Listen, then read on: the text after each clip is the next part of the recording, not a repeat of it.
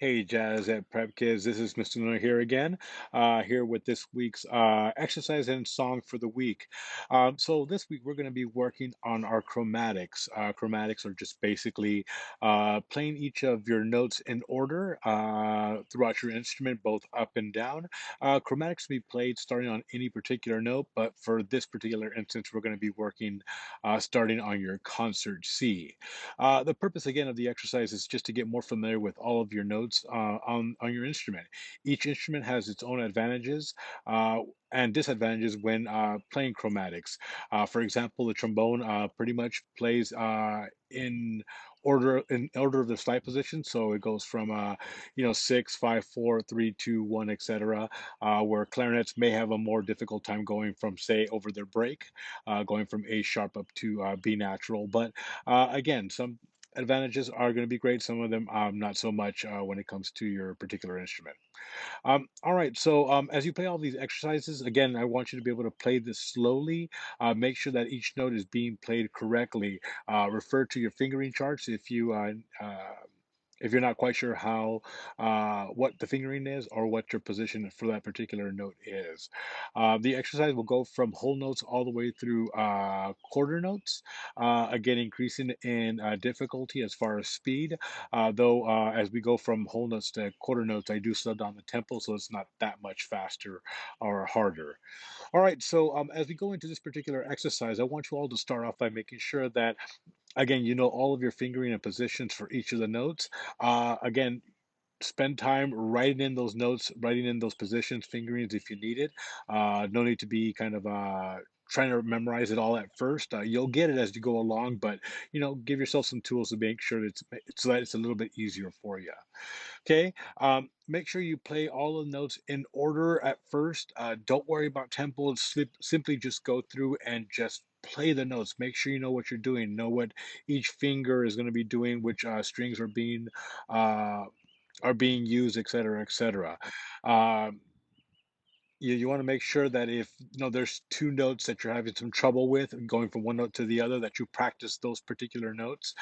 For example, trombone players, when you go from say your F to F sharp, you're going to be going from first position all the way to fifth position, which is a pretty big jump. So spend some time going between those two notes to get used to what it feels like to go from first to fifth position. And then say again for clarinets, if you want to practice going from your A sharp up to your B, which is kind of one finger up top all the way to all of them, that takes a little bit of time to getting used to. So spend time on those notes that you're having a bit of trouble going between, and the rest of them, hopefully shouldn't be too hard. Um, for wins, make sure again they give each note their full value. Whole note 4 counts, half notes 2 counts, quarter notes. Make sure you give them a full count.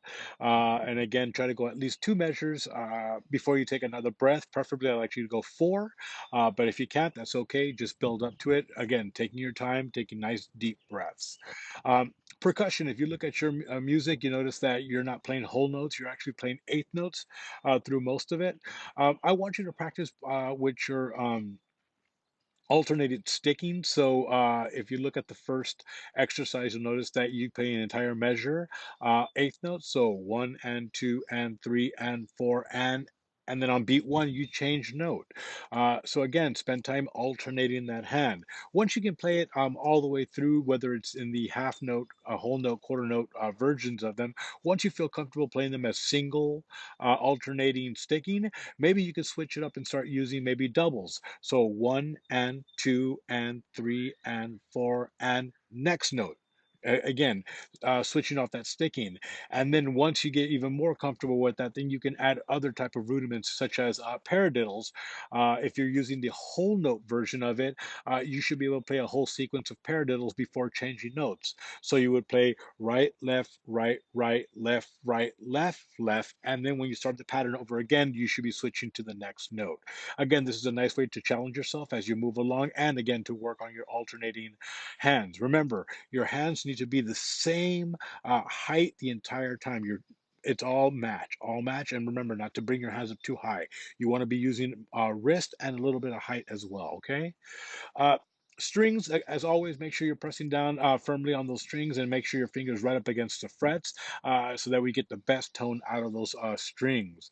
Uh, Keep your fingers close as you're going chromatically because you'll notice that you're basically going one, two, three, four bass players, one, two, three in order. So as you go through, you want to make sure that you're not looking for your fingers and then you're overshooting or undershooting the position. Again, keeping them nice and close to where they should be. All you have to do is just bring those fingers straight down as opposed to, oh, here, doing all this weirdness. So again, keep them close and spend time paying attention to where your fingers are. And again, keep that hand open as it should be. Piano players, again, you're mimicking the wind player version where we're going half notes, excuse me, whole notes, half notes, quarter notes.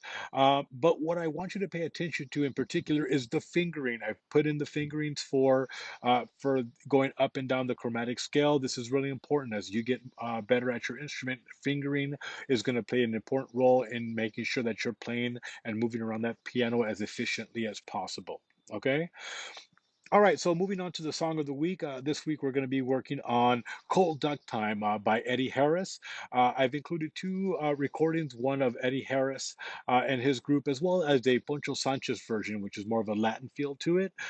Take a listen to both of them and kind of choose which one you like. I'm a big fan of the Poncho Sanchez version just because I'm a big Latin cat and I love hearing Latin music, especially when we have some great jazz standards being kind of put into that genre. But both of them are great, nice grooves. So I would definitely, suggest you listen to both. Again, listening to all to the recordings as much as possible. Just like the other tunes, just start off slow. Make sure you know the order of the notes. Make sure you got those notes under your finger. You know what it sounds like. You know what the next note is going to be compared to the note before and after it. And as always, writing your notes, writing your positions, your fingerings if you need it. Once you feel comfortable with the sequence of the notes in the melody, try putting them in rhythm. If you're not quite sure about how to read the rhythm, again, listen to the recording. The recording will tell you everything. Listen to it, how it's being played, and again, just play along with it. Um, the two different tracks or two different play alongs that I've included, again, one is at 90 beats per minute, which is a bit slower, and then the at full speed, which is in this case is 110 beats per minute.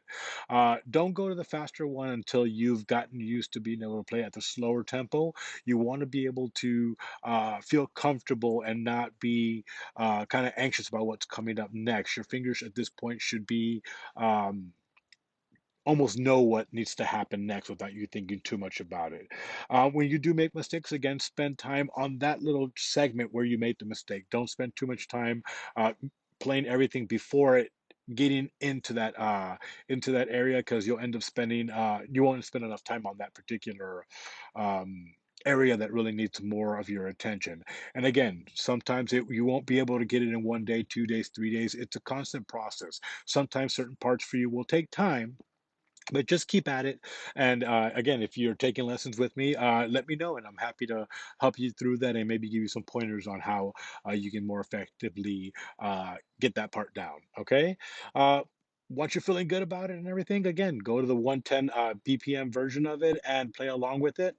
And again, just keep practicing, keep playing along with it, and of course, keep um, listening, always listening. Piano players, for the most part, most of the tune has two chords, which is your F7 and then your B flat 7. What I've gone through this week and done is I've uh, created a basic three note voicing for all of those chords, including the last three measures of the tune. So make sure you spend the root will be played on. Going back here a bit, the root is going to be played with your left hand, and then the top two notes, which will be your third and your seventh, will be played on your right hand. Again, one note, two notes here. Spend time going back and forth between those two chords. And then when you do the play along, again, just don't worry about the rhythm for now. Just play whole notes. F7, 3, 4, B flat 7, 2, 3, 4. F7. Get used to moving those fingers along. Okay?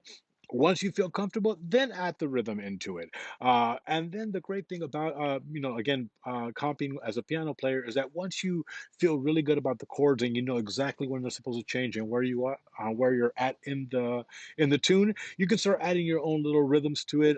You can break up the chords. You can start doing some fun stuff. But the first thing you need to do is make sure you know what those chords are, when they're supposed to be happening, and bringing them out when they're needed. Okay.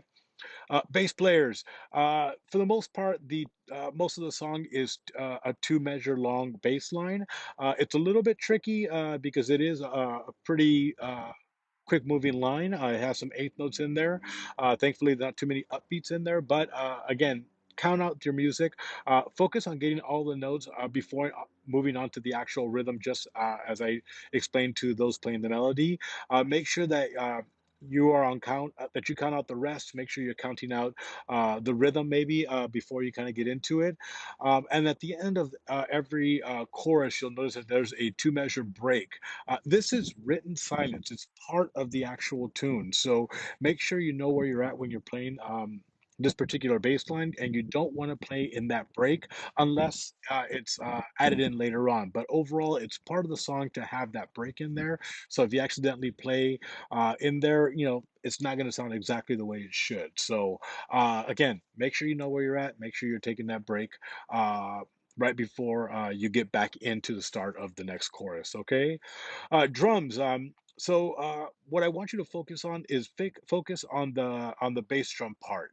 That adds a lot of the feel to this particular song. It's kind of a jazz kind of rock feel to it. So again, make sure that you're really, really focusing on that bass drum.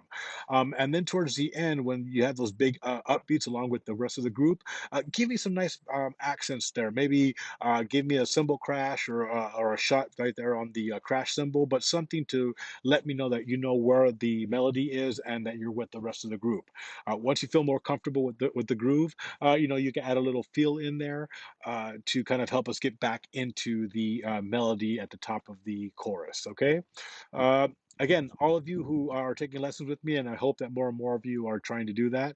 Uh, be ready with some questions and let me know so that I can go ahead and answer anything that you may need some help with. All right, so the last thing is just our video of the week. This one's a bit of a longer video. It's about 9 minutes long, but it's the evolution of cartoon music, which I think is pretty fun.